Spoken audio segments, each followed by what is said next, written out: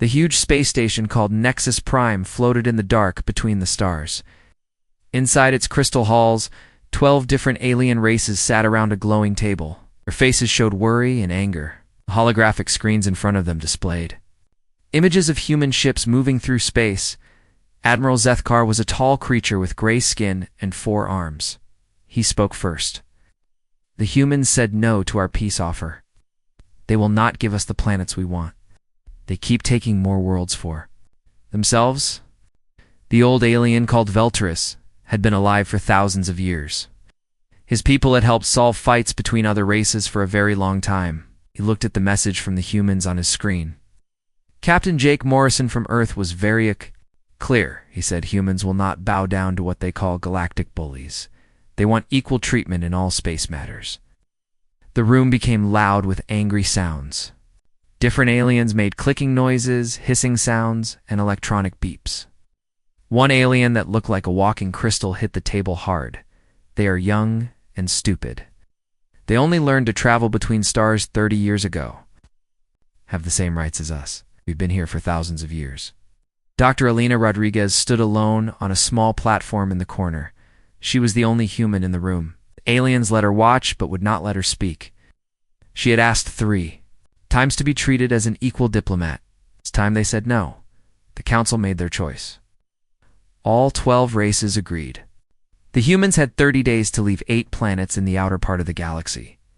If they did not leave, the combined alien fleet would force them out. The message was sent to Earth through space. On Earth, President Alex Carter called his war leaders to meet in a secret room under the Pentagon. General Lisa Brooks ran the Space Defense Program. She read the alien message and her face turned red with anger. They want us to leave 8 million people behind. They want us to give up worlds we built with our own hands. Paul Martinez was in charge of defense. He showed pictures on the big screen. Our spies tell us they have almost 4,000 ships. We only have 600 ships that can fight. Captain Morrison walked into the room. He still wore his fancy uniform from the peace talks. His face was hard and angry. He looked at the president. Sir, I saw their technology up close. They are more advanced than us. But they have been the bosses for so long they forgot how to really fight. President Carter thought for a long moment. Then he made the choice that would change everything.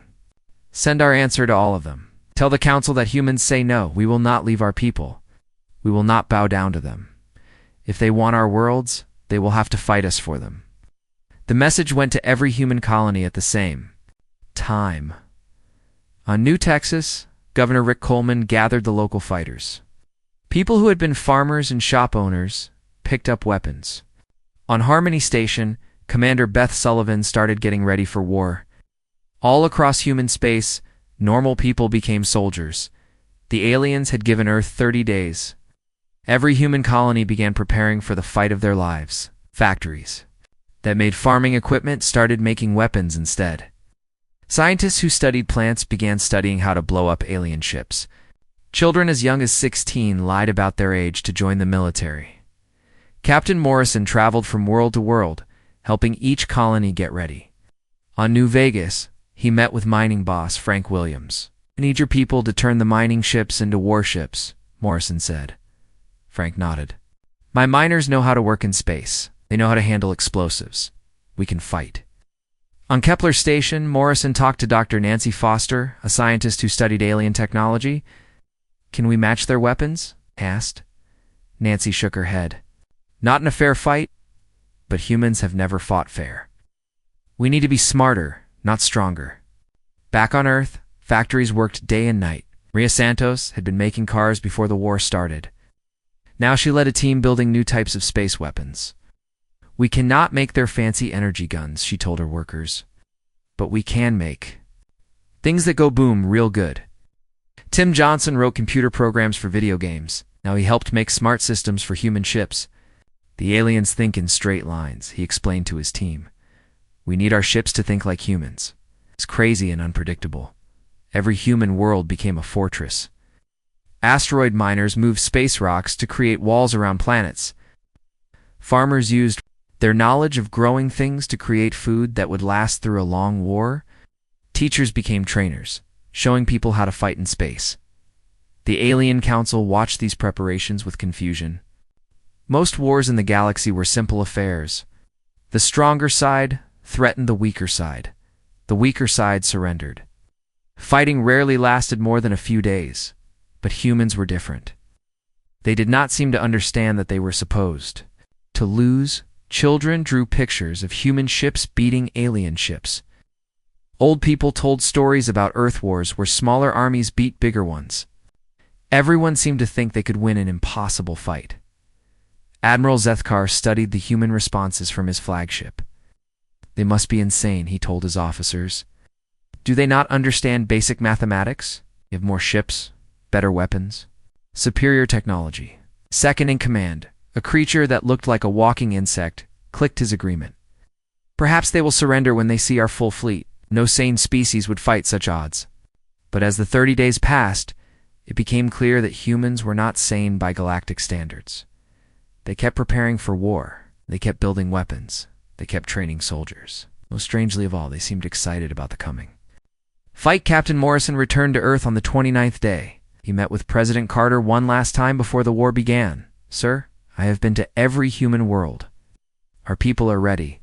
The president looked tired but determined. Really going to do this, Jake? Fight the entire galaxy? Morrison smiled for the first time in weeks. Sir, we are not fighting the entire galaxy. We are fighting 12 old bullies who forgot that the little guy can punch back. And we punch real hard. The 30th day arrived. Every human in the galaxy waited to see what would happen next. Yet the alien fleet was coming. The war was about to begin. And humanity was ready to show the galaxy what happened when someone threatened their freedom. In space stations and on planets, human families said goodbye to their loved ones, but they were not saying goodbye forever. They were promising to see each other again when the fight was over, and they had one. The alien fleet arrived exactly 30 days after they gave their warning. Admiral Zethkar commanded the massive group of ships from his flagship called the Eternal Dominion. The alien ships spread across space in perfect lines. They were confident they would win easily. Their first target was a planet called Kepler-4 for 2b. This world grew food for many human colonies. 2 million people lived there, and most had been leaving for weeks. But Governor Susan Walsh refused to abandon the world. Her people had built from nothing. The defense force was small. They had 12 old cargo ships with new weapons and 30 mining ships with guns attached. Captain Danny Rogers commanded this small fleet from a converted cargo ship called Liberty's Dawn. His crew was made up of farmers, mechanics, and store owners who had learned to fight in just 3 weeks. When the huge alien fleet came close, Rogers sent a message to all human ships. This is it, people. They think we are simple-minded and will give up when they show their power. Let us show them what humans do when someone threatens our families. The battle started with the aliens attacking in perfect formation. They wanted to destroy the human ships quickly and easily. Their energy weapons lit up space with bright colors and terrible power.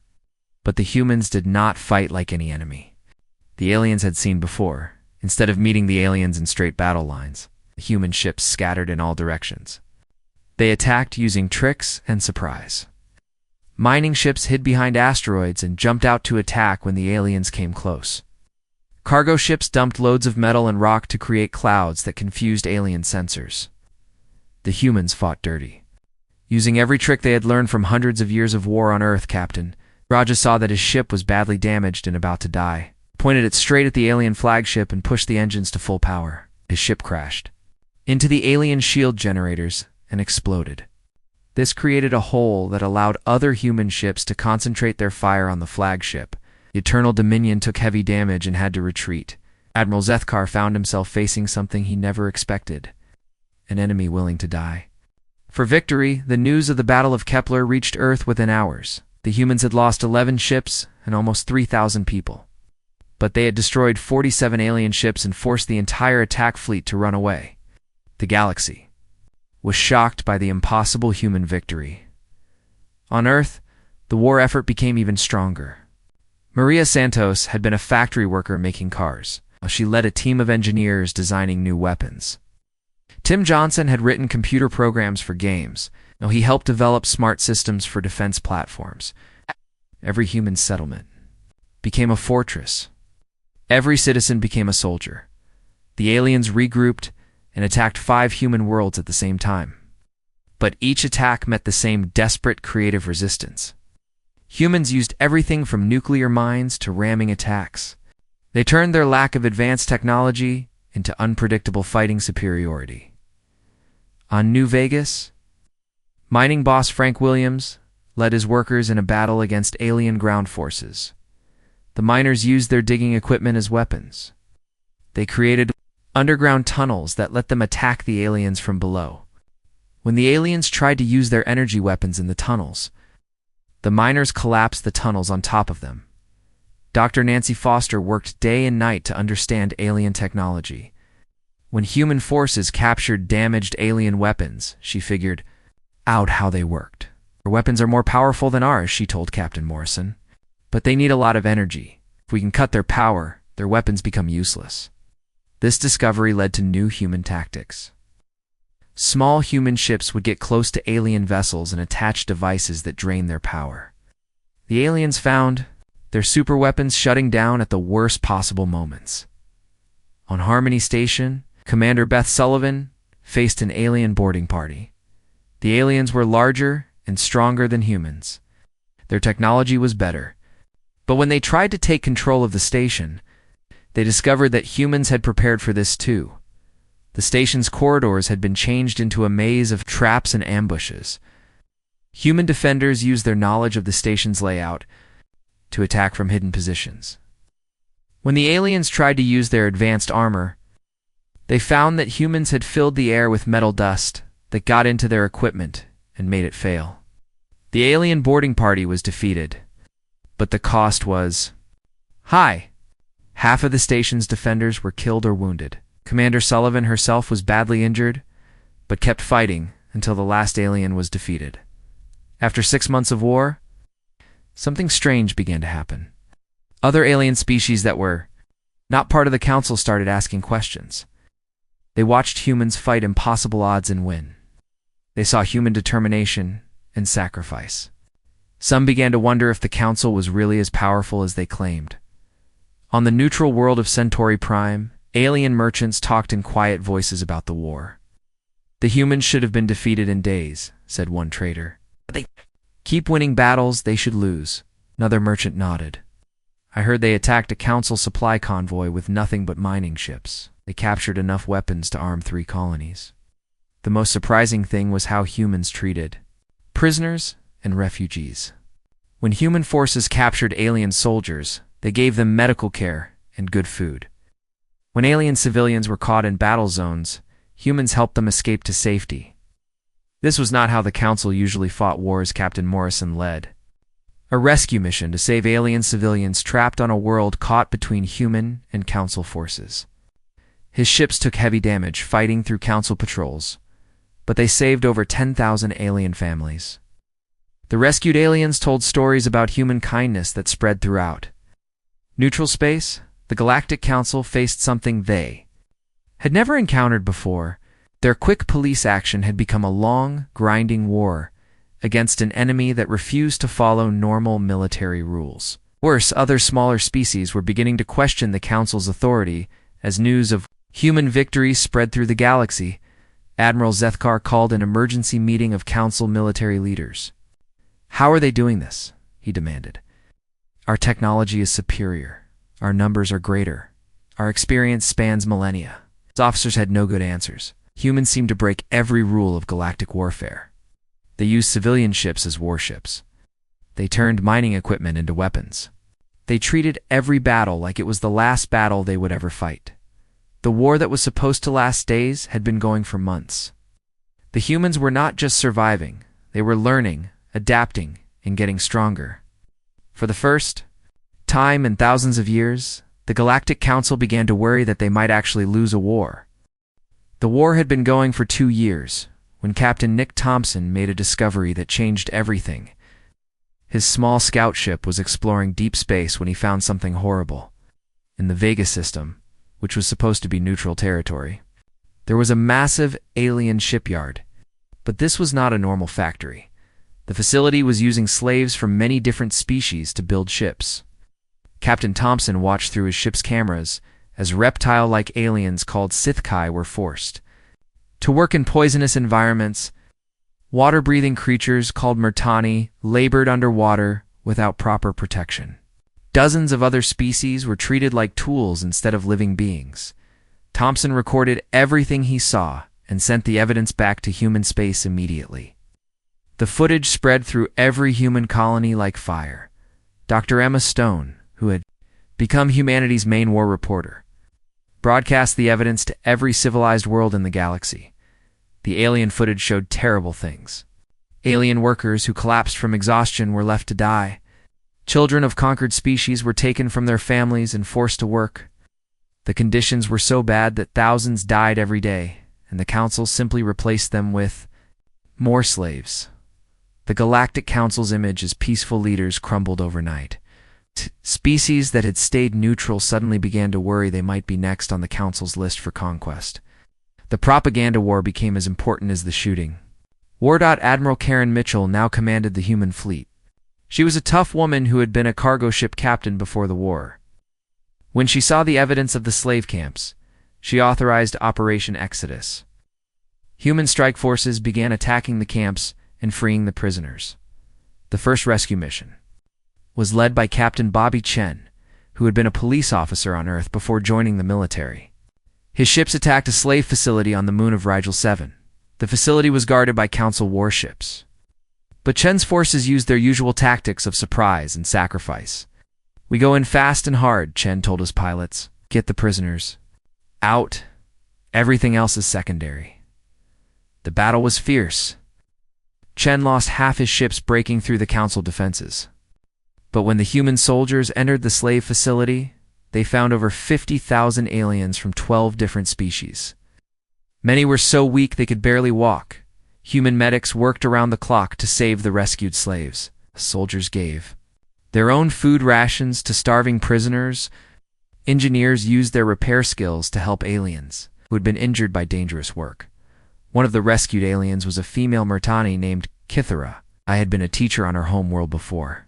The Council conquered it. Now she could barely speak from years of forced labor underwater.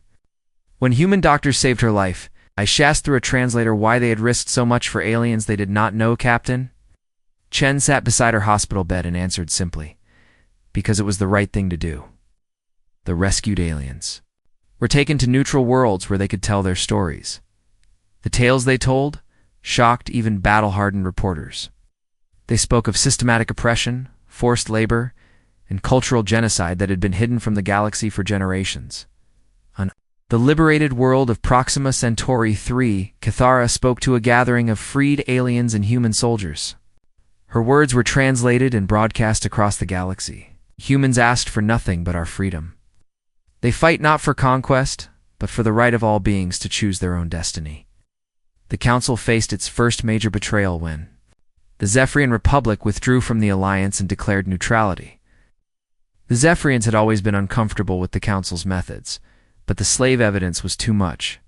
3 more species followed within days, and suddenly, the solid Galactic Council began to crack along species lines. The Christek Collective, which had provided advanced technology to the Council, announced they would no longer supply weapons. The Atmospheric Singers, who had served as the Council's communication network, began broadcasting human messages instead of Council propaganda. Admiral Zethkar watched his alliance fall apart from his damaged flagship. The Vorthon Empire, which he represented, was now the strongest member of a weakening council. He decided on a desperate plan. If political pressure and normal warfare could not stop the humans, he would use terror. The Vorthon Empire had kept one weapon secret from even their council allies. They possessed 12 planet-killer ships called dreadnoughts. These massive vessels could destroy entire worlds by cracking their surfaces and boiling their atmospheres. Zethkar decided to use them to make an example of Earth itself. The plan was simple and horrible. The dreadnoughts would travel to Earth and destroy it completely. This would break human resistance by showing that their homeworld could be eliminated. Other species would see what happened to those who opposed the Council. intelligence about this plan reached Captain Amy Foster, who now led humanity's spy network within Council space. Amy had been a diplomat before the war, but she had learned to be a spy very quickly. She'd barely escaped with the information as Vorthon. Death squads hunted for the source of the leak. The message reached Earth with only days to spare. 12 planet killer ships were approaching the Sol system. It would arrive in less than a week. President Carter, now serving his second term during wartime, faced the ultimate test. Earth's defenses were strong after 3 years of preparation, but the planet killers represented technology beyond human ability to stop. Moving Earth's 8 billion people was impossible in the time they had left. General Brooks presented the only choice they had. Every human vessel in the galaxy would come to Earth for a final battle. Win or lose, humanity would face its fate together. The message went out to every human world. The response was immediate and clear. They were coming home. On colony worlds throughout human space, ships began launching toward Earth. Cargo haulers, mining vessels, passenger ships, and warships. All headed toward humanity's birth world. Many ships would not arrive in time for the battle. Others would arrive with barely enough fuel to fight, but they came anyway. Miners from the asteroid belt left their claims. Farmers from agricultural worlds abandoned their crops.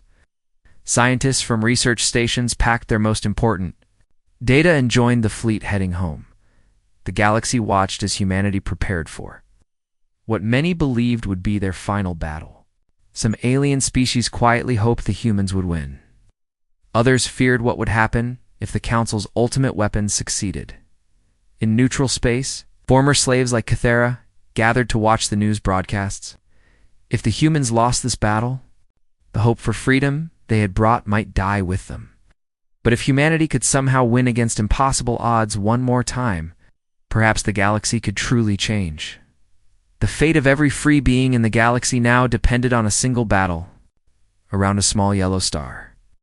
The battle for Earth began in the outer solar system as 12 massive planet killer ships faced the combined might of humanity. 800 human vessels formed a defensive line near Jupiter's orbit.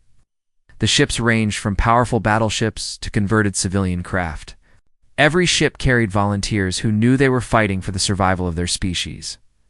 Admiral Mitchell coordinated the defense from humanity's flagship called the Indomitable.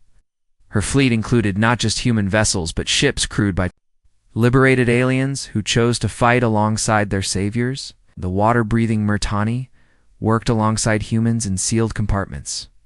Kithara herself served as Mitchell's tactical advisor, her knowledge of Council technology proving invaluable. The planet killer ships opened fire with weapons designed to crack planetary surfaces. The first attack destroyed 30 human ships instantly. Their crews were vaporized in the opening seconds of humanity's final battle. But the humans did not break. Instead, they adapted. Using Jupiter's radiation and magnetic field to disrupt the alien targeting systems, Captain Bobby Chen led a squadron of small fighter craft in a desperate assault on the lead planet killer. His tiny ships darted between the massive vessel's weapons, using their size and speed to avoid destruction. The giant ship's guns were too big and slow to hit the small fighters effectively. When his fighters' weapons proved too weak to damage the planet killer, Chen made the same choice humans had made throughout the war. He pointed his craft at the giant ship's primary weapon array and pushed his engines to maximum power. His fighter crashed into the weapon system and exploded. The explosion created a chain reaction that crippled the massive vessel. Suddenly, the impossible became achievable. The humans swarmed the damaged planet killer like wolves attacking a wounded giant. They overwhelmed its defenses through sheer determination and willingness to sacrifice everything, one by one. The planet killers fell to human ingenuity and desperation. Mining ships attached themselves to the giant hulls and drilled through their armor with industrial equipment. Converted cargo vessels rammed weapon systems at full speed. Scientists turned their research vessels into massive bombs, detonating their reactors inside alien ships. Dr. Nancy Foster commanded one of these science vessels. When conventional weapons failed to penetrate a planet killer's shields, she flew her ship directly into the shield generator, Her sacrifice created an opening that allowed 50 human ships to pour fire into the giant's hull. The cost was terrible. Of the 800 human vessels, fewer than 50 survived the battle. Ships exploded every few minutes as crews gave their lives to destroy the planet killers. Families were wiped out. Entire colonies lost all their defenders. But humanity refused to surrender. Admiral Mitchell herself died when the Indomitable's bridge took a direct hit from a dying planet killer's final shot, not before she confirmed the destruction of the last giant ship. Captain Foster, Amy's sister, assumed command and led the battered survivors in securing Earth's orbit. The news of humanity's victory spread across the galaxy within hours. The supposedly invincible Galactic Council had been defeated by a species they considered primitive. The psychological impact was devastating to the Council's remaining allies, and inspiring to every oppressed species in the galaxy. On worlds throughout Council space, revolutions began. Species that had been conquered generations ago rose up against their oppressors. The Sithkai reclaimed their mining worlds. The atmospheric singers broadcast calls for freedom instead of council propaganda. Slave camps across the galaxy emptied as prisoners overwhelmed their guards. The Galactic Council fragmented completely as species after species declared independence or joined the growing alliance of free worlds. The Vorthan Empire, stripped of its allies and facing internal rebellion, sent messages through neutral intermediaries asking for peace talks. Admiral Zethkar, his fleet destroyed and his empire crumbling, met with human representatives on a neutral station. The once-proud alien leader looked broken as he faced Captain Morrison across a simple metal table. There were no crystal halls or fancy ceremonies this time. "What are your terms?" Zethkar asked quietly. Morrison, now promoted to admiral, spoke. "Simply no terms, no surrender. I want you to leave everyone alone. No more conquests, no more slaves, no more threats. Just go home and stay there." The alien admiral was confused. "You do not want tribute, territory, submission?" Morrison shook his head. "We never wanted to rule anyone. We just wanted to be left alone. Now we want the same thing for everyone else."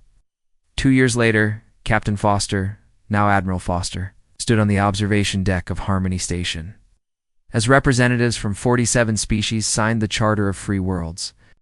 The document did not establish a galactic government. Instead, it created a voluntary association of independent species committed to mutual defense and free trade. Dr. Emma Stone, still covering the historic events, interviewed Cathara, who now served as the Murtani representative to the new alliance. The former slave had learned to speak human languages fluently during her recovery. "Humans taught us that freedom is not given," Cathara explained to the cameras. "It is taken by those brave enough to fight for it. But more importantly, they showed us that true strength comes from helping others, not conquering them." Of the ceremony concluded with President Carter, now serving as Earth's representative, reading the Alliance's founding principle. "No species shall rule over another. No world shall be conquered for the convenience of the strong. The galaxy belongs to all who dwell within it, and we stand together to preserve that truth." As the various species ships departed Harmony Station, carrying word of the new age back to their homeworlds, a small human vessel approached Earth. Captain Morrison, scarred by years of war but still unbroken, returned home to a world forever. Changed by humanity's refusal to surrender, Earth looked different now. Memorial parks covered areas where cities had been damaged by the war. Children who had grown up during the fighting were now adults, helping to rebuild. The planet was scarred but stronger, united by the knowledge that they had faced the ultimate. Test and survive in schools across human space, children learned about the war that changed the galaxy. They learned about ordinary people who became heroes when freedom was threatened. They learned that sometimes the right choice is also the hardest choice. The galaxy that once demanded human submission now looked to humanity for leadership. In building a better future, the species that rejected peace talks had become the foundation for a more just and free galactic civilization. In the end, the galaxy did not collapse because humans rejected peace talks. It collapsed because those peace talks were never really about peace at all. They were about submission and control. When humanity refused to submit, they showed the entire galaxy what real peace could look like. Freedom had won, and the galaxy would never be the same.